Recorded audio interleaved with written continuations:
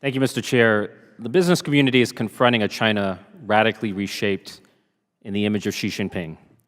What distinguishes Xi from his predecessors is an unyielding ideological insistence on prioritizing politics over economics and consolidating control at the expense of growth. Exhibit A, China's draconian zero-COVID policy led to a severe and sustained slowdown in the Chinese economy, a slowdown from which China has not yet recovered and from which it might never fully recover. The weight of debt and demography has come crashing down on China at the very moment it can least afford.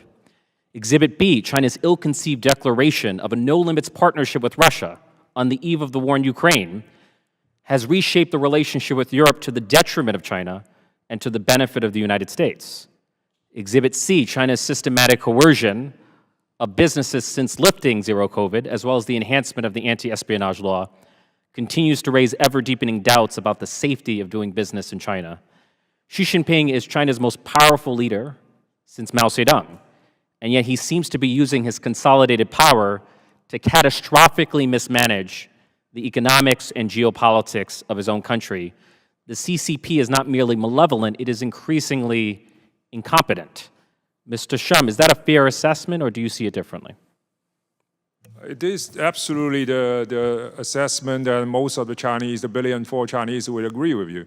The issue is the way the Xi Jinping calculates and people like him calculates.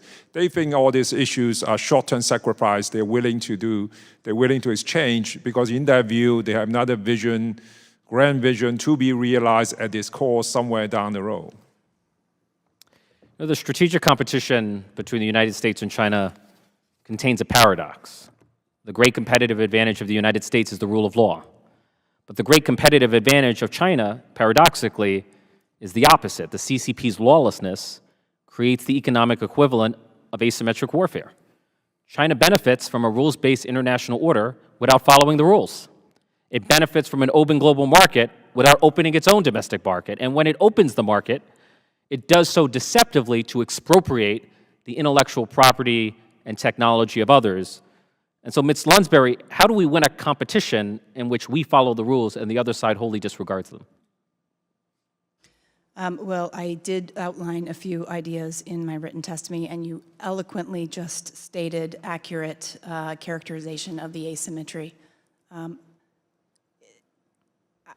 I don't know what to do other than try to find some incentives for our own companies to really allow for the market to change on its own through perhaps some pricing rebates, some tax credits. There's got to be other ways to incentivize our own companies to make that decision to add some supply chain or resilience and or reshore to the degree that will make that asymmetry less and less palpable. I also just think that in general, the data monopoly that the party has right now is something that's got to get more attention. I think you had Dr. Eric Schmidt here last month. He made some great comments, but I would urge you to look at how we are managing our data and what types of silos we could create to lessen that asymmetry that the Chinese have on our own data. Humans are creatures of motivated reasoning. It's human nature to believe what we want to believe. It's human nature to reason from our emotions and from our economic self-interest. And when I see leaders in Wall Street or Silicon Valley or corporate America accuse us of overreacting to the coercive conduct of the CCP, what I often see is motivated reasoning at work. And so, Mr. Kazi, to what extent does the American business community, which is heavily invested in China, remain in denial about the reality of the CCP as a strategic challenge and the reality of China as an increasingly unsafe place to do business? The business community has spent a lot of time coming back to Congress and complaining about, as a matter of fact, the very same issues that you've highlighted up until when Congress and other members in DC said, look, China is actually a coercive power.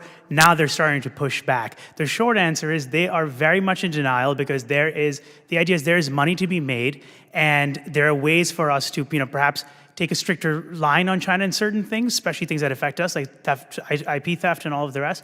But we don't have to get up and leave right away. There's business to be done, money to be made. And recently, Elon Musk said that he was going to uphold socialist values. So he's a free speech absolutist, except in China. So thank you.